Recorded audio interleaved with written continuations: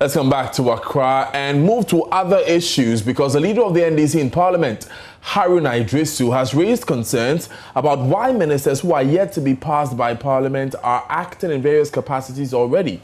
His concern follows the President's instructions to some ministers who served in his first term to continue in acting positions. These former ministers include Ken Oforiatta, who was the Minister of Finance, Alan Kojo Tremanting, who was Minister for Trade and Industry, and the Minister for Local Government, Hajia Alima Mahama, and former Information Minister, Kojo Oponkroma. Now, speaking to me on last night's episode of On the Record, Mr. Iddrisu described the act as illegal. I've seen some ministers still hold themselves about as if they are ministers. That is unlawful, that is illegal, that is unconstitutional. As we speak today, there is no minister in Ghana. And therefore, has asked them to act. No. There is not. No, he got it wrong. Go and read the succinct ruling in J. Mensah versus Attorney General, 1997, Supreme Court ruling. Their mandate have lapsed. Until they are nominated, go through vetting, prior approval of Parliament, they cannot hold themselves out as ministers. The same J. Mensah of New Patriotic Party questioned it when Kwame Pepe and Co were asked to follow through. So, there's a Presidential Transition Act. The president must be law-abiding, rule of law. As far as we are concerned, there's nothing like acting minister.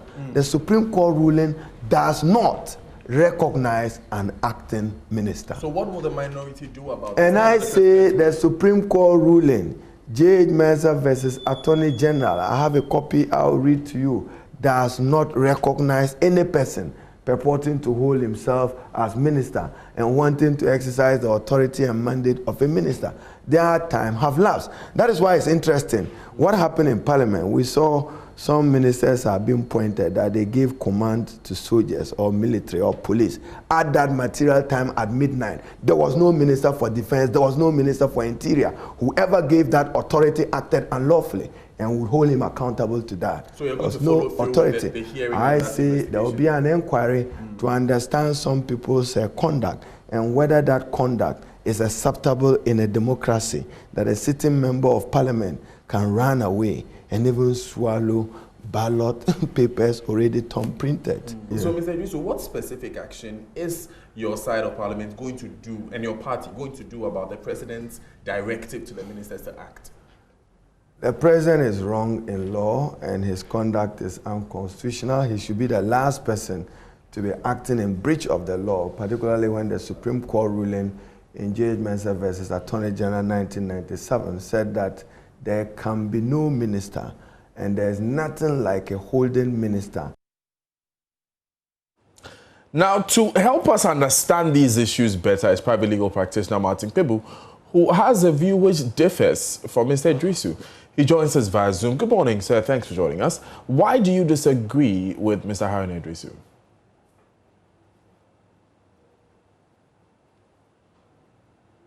Right, do I have Martin Kpebu via Zoom? Right, Mr. Kpebu, if you can hear me, what are your views on Mr. Haruna Iddrisu's concerns expressed there?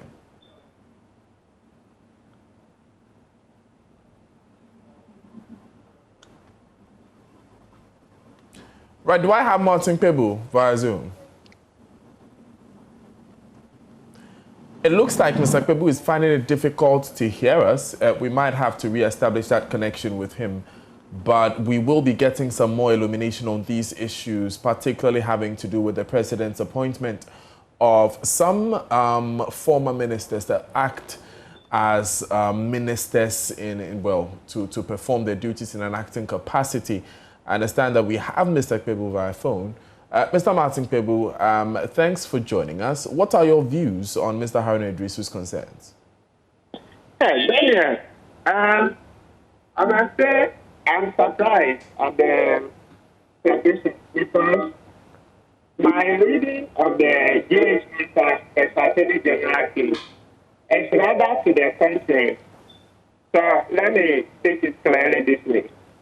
In that case, the Supreme Court held that because Parliament we need some time to settle down, form committees, do the vetting and all that, the president has the right to appoint some people to act as ministers for a reasonable time. That is, the concept for a reasonable time, pending the proper vetting and appointment of those ministers. You see, so it means that as soon as the president is sworn in, they can appoint acting ministers. It's known to the Constitution for a reasonable time. So what some of the judges then stated was that as to what is reasonable, Parliament can come out with its own rules on that. So maybe they can put that in a standing order or something.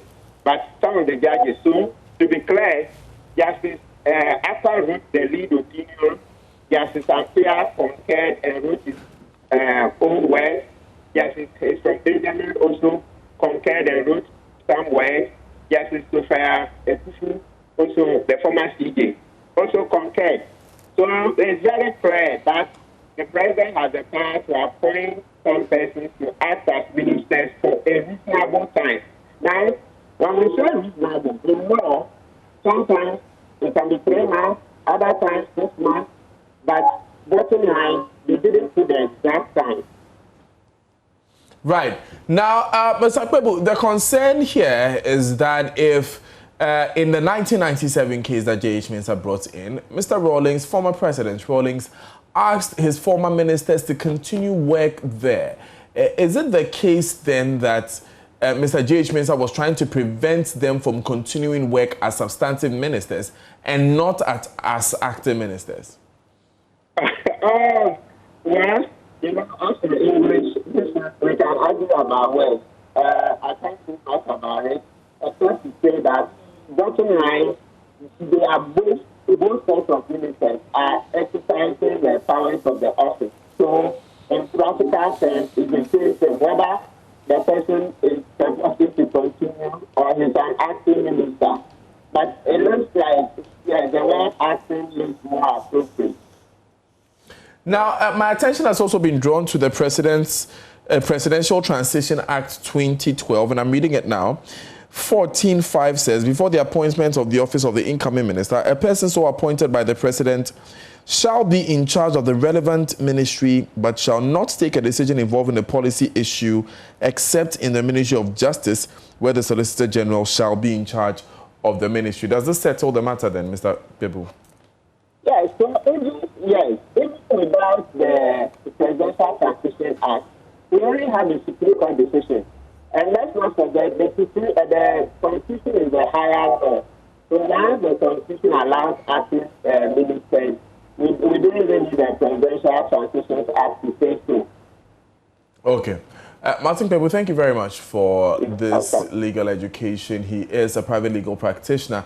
Now, in a related development, the opposition leader in Parliament also confirmed his side's participation in the upcoming vetting as well as the composition of the appointments committee.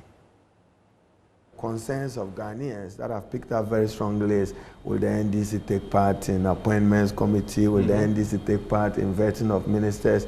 We do not intend to cavil about that matter. We've been voted into office to seek the public good and to work not as lazy MPs, but hard-working members of Parliament. So be assured that the NDC is more likely to participate in the vetting process and appointment of ministers than to boycott it. We are more likely. Okay. We are discussing it with the main party and together with the elected MPs at a caucus level. But I can assure you that we are more likely to participate in the scrutiny of ministers, to examine their intellect, to examine their temperament, and to make many of them now accountable. You know, in 2016, many of them were without record. The vetting was more like a CV vetting. You just look at the CV. Now, many of them will walk to us with a public record and some unacceptable record and some record that they must account to the Ghanaian people why they did this at that particular time, and whether what they did was in the national interest or not. So Appointments Committee, we are reviewing. You say his presidency is illegitimate. Yes, yes. We are questioning the legitimacy of his election, and we believe sincerely that he did not win the 2020 elections. We will soon share with you some statistics. What I do know is that a candidate got 49.0608%, not 50 plus 1 as is being churned out. If you do a proper analysis of 275 pink sheets that is in my possession and in the possession of others, I'm just saying, yes. So, and the Constitution provides that you must win 50 plus 1, and that is what we are questioning in court. So even though we are not recognizing the legitimacy of his authority and mandate as president, we have a duty to be dutiful to the Ghanaian people in examining persons that he may want to perform other roles in government.